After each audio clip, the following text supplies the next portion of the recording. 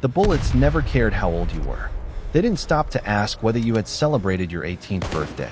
They didn't care if your mother was waiting for your next letter or whether you still had dreams that had never been fulfilled. On a cold morning in France, a young American soldier crawled through thick mud while the sounds of battle echoed across the countryside. His hands trembled as he gripped his rifle, and his helmet sat awkwardly on his head, just a little too large. Hidden inside his jacket was a secret that could have ended his military service the moment it was discovered. He wasn't 18 years old. He was only 16. 2 years earlier, war had been something Thomas Carter only knew through newspaper headlines and radio broadcasts. He lived in a quiet farming community in Kansas, where each morning began with the smell of fresh hay and every evening ended with families gathered around the radio.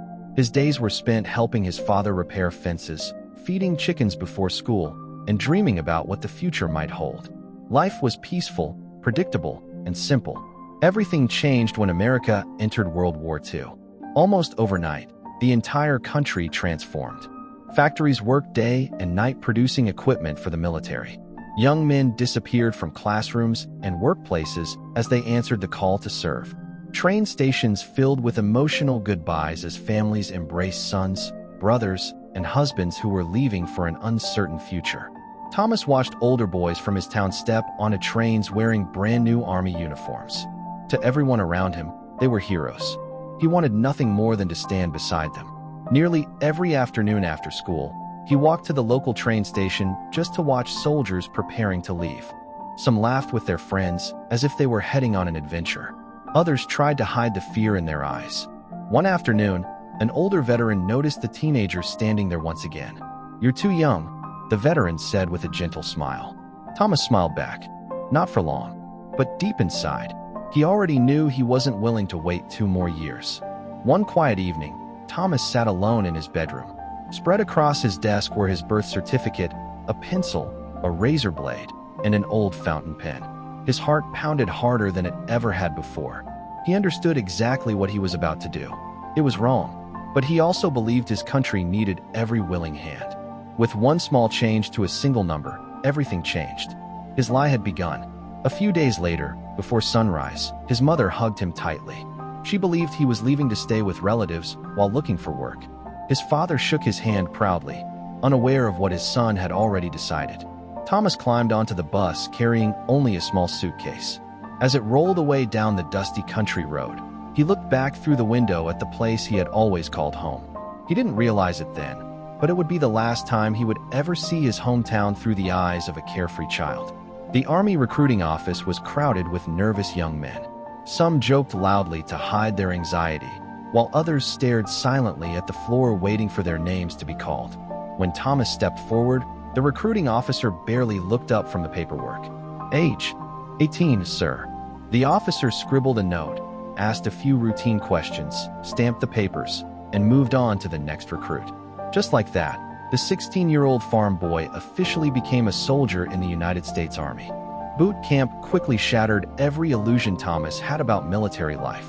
Long before sunrise, recruits were already running across training fields, climbing obstacles, marching for hours, and learning to work together under constant pressure. Drill instructors demanded perfection. Every mistake brought more running, more push-ups, and more exhaustion. Thomas soon realized something no one back home had ever told him. War didn't begin on the battlefield. It began here, during the endless days of training that pushed every recruit beyond what they believed they could endure. As the weeks passed, strangers slowly became friends, and friends became brothers. Thomas grew close to Jack from Texas, Michael from New York, and Samuel from Georgia. Around evening campfires and inside crowded barracks, they laughed together, played cards, shared stories about home, and spoke about the lives they hoped to return to after the war. Whenever birthdays became part of the conversation, Thomas simply smiled and stayed quiet. The secret he carried felt heavier with every passing day. Then one freezing morning, the loudspeaker echoed across the parade ground. Every soldier stopped where he stood. The commanding officer stepped forward holding a sheet of paper. "You've received your deployment orders." No one cheered. No one celebrated. Thomas looked toward the gray morning sky as silence settled over the camp. Everything he had dreamed about was finally becoming real. Everything he feared was about to begin. Within days, he would be sailing toward a war that had already changed millions of lives. And still, no one knew the truth. Thomas Carter was only 16 years old. The night before deployment, the camp was louder than usual, but not with celebration. It was the kind of noise people made when they were trying not to think. Metal lockers slammed open and shut. Boots were polished for the third time. Letters were written, torn up, rewritten again. Some soldiers sat on their bunks staring at nothing, as if trying to memorize the shape of the world before it disappeared. Thomas sat among them, carefully folding a letter he would never send. He had written, "Dear Mom," at the top, then crossed it out. She already believed he was safe. That lie was the only thing protecting her from the truth. Across the barracks, Jack tossed a coin into the air and caught it without looking. "If it's heads," Jack said, forcing a grin, "we all make it back." "What if it's tails?" Michael asked quietly. Jack hesitated for half a second. "Then we still act like it was heads." No one laughed. Outside, the wind dragged through the tents like something alive. Thomas lay on his bunk that night fully dressed, helmet beside him, rifle within reach. Sleep came in fragments, short, broken pieces of dreams that never lasted long enough to feel real. And beneath everything, the same thought kept returning. If they found out his age now, it wouldn't matter where he had been or what he had done. It would end everything instantly. He wouldn't be sent home as a hero. He would be sent back as a mistake. At dawn, the order came. Move out. The journey to the front was long and silent.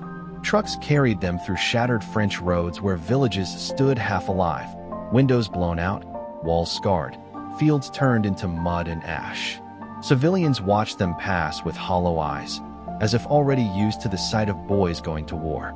Thomas pressed his forehead against the cold metal side of the truck and tried not to think about Kansas, about fences that needed repairing, about mornings that began with birds instead of gunfire. When they finally stopped, the air itself felt different, heavier, like the world was holding its breath. Their commander pointed toward the tree line in the distance. "That's the front," he said simply. No dramatic speech, no warning, just a line in the earth separating everything they had been from everything they were about to become. That night, they dug in. Shovels scraped against frozen ground as artillery thundered somewhere beyond the hills. Every explosion sent faint vibrations through the soil, like the earth itself was flinching. Michael worked beside Thomas, breathing hard. "Do you ever think about going home?" he asked. Thomas paused for a moment before answering. "Every minute." Michael nodded like that was the only acceptable answer. A distant flare lit the sky red for a few seconds, then faded. Somewhere far ahead, machine guns began to chatter. The war was waking up. And then, without warning, it arrived. The first shell hit just beyond their position before anyone had time to react. Dirt and fire erupted into the air. The sound wasn't just loud, it was total. It swallowed thought itself. "Down!" someone screamed.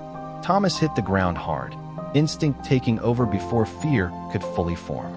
His rifle shook in his hands as more explosions followed, closer this time. The night turned into flashes of white and orange, broken by darkness in between. He crawled forward blindly, heart hammering so violently it felt like it might tear through his ribs. "Jack!" Michael shouted somewhere to his left. Another explosion answered instead. For a moment, everything went quiet. Not peaceful quiet. The kind of quiet that only comes after something has been erased. Thomas pushed himself up slightly, ears ringing, vision blurred. Smoke rolled across the trench line. Shapes moved inside it, some running, some falling, some not moving at all. Then he saw him. Jack was lying near the edge of the trench, one arm still extended, as if he had been reaching for something that disappeared before he could grab it. Thomas froze. His mind refused to accept what his eyes were showing him. A voice behind him shouted his name, but it sounded distant underwater. Thomas couldn't tell if it was real or imagined. And for the first time since leaving Kansas, the truth of where he was hit him completely. This wasn't training. This wasn't preparation. This was the moment everything had been leading toward. And he was still 16 years old. The morning after the bombardment did not feel like morning at all. The sky was pale and bruised, still stained with smoke that refused to leave. The trench was quieter now, but it was not the kind of quiet that meant safety. It was the kind that meant something had already been taken, and nothing could put it back. Thomas sat against the dirt wall, his hands still trembling even though the guns had stopped hours ago. He couldn't stop seeing Jack. Not as a body, not as a memory, but as he had been, alive just moments before everything changed. Michael sat nearby, staring at the ground. His face was hollow in a way that made him look older than he had been the day before. Nobody spoke about what had happened. Not directly. In war, grief was something you carried quietly, like ammunition you couldn't throw away. A medic moved through the trench, checking the wounded. When he reached Thomas, he paused. "You hurt?" the medic asked. Thomas opened his mouth, then closed it. "No, sir." The medic nodded and moved on. That was all. No questions. No second look. No one asking if he was really old enough to be there. Because by now, nobody had time to care. Later that day, they were ordered forward. The line had shifted. The enemy was still out there, and the war did not wait for anyone to finish grieving. As they climbed out of the trench, Thomas felt something change inside him.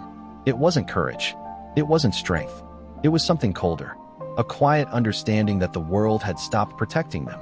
The advance through the ruined countryside was slow and uneven. Every step forward felt borrowed from something that no longer belonged to them. Burned trees stood like black skeletons against the sky. Abandoned equipment lay half-buried in mud. The air smelled of wet earth, smoke, and metal. Michael walked beside Thomas, barely speaking. At one point, he finally broke the silence. "I keep thinking I'll wake up," he said. Thomas didn't answer right away. "I stopped thinking that," he replied. Ahead of them, artillery began again, far at first, then closer. The officers shouted orders. Men spread out. The ground shook under controlled chaos. Thomas dropped behind a broken stone wall as bullets snapped through the air.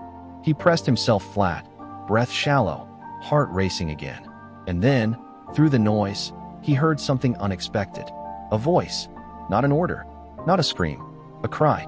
Somewhere ahead, beyond the smoke, a young German soldier, no older than Thomas, was calling out in panic, trapped in the open. For a moment, everything inside Thomas froze. That voice could have been his. Same fear, same age, same life stolen too early. Michael looked at him, eyes wide. "Don't," Michael said quietly, as if he already knew what Thomas was thinking. But Thomas wasn't thinking in words anymore. He was moving. Before he could stop himself, he climbed over the broken wall and ran toward the sound. Bullets cracked past him instantly. The world turned into motion and noise and instinct. He slid into a crater beside the wounded enemy soldier. The boy looked at him in shock, clutching his side, face pale with disbelief more than pain. For a second, neither of them moved. Then the German soldier whispered something Thomas didn't understand. Thomas didn't respond. He just grabbed the boy's arm and pulled. Another explosion hit nearby, throwing dirt over them both. Somehow they made it back. Michael grabbed Thomas the moment he returned, pulling him down behind cover. "Are you insane?" Michael shouted. Thomas couldn't answer, because he didn't know. All he knew was that the face of the enemy had looked too much like his own. That night, the camp felt even smaller. The war had finally stopped being an idea. It was now something that lived inside every breath. And Thomas Carter, still carrying his secret no one had discovered, sat alone at the edge of the trench, staring into the dark where no one could see his face. He was 16 years old, but the war had already started changing what that meant.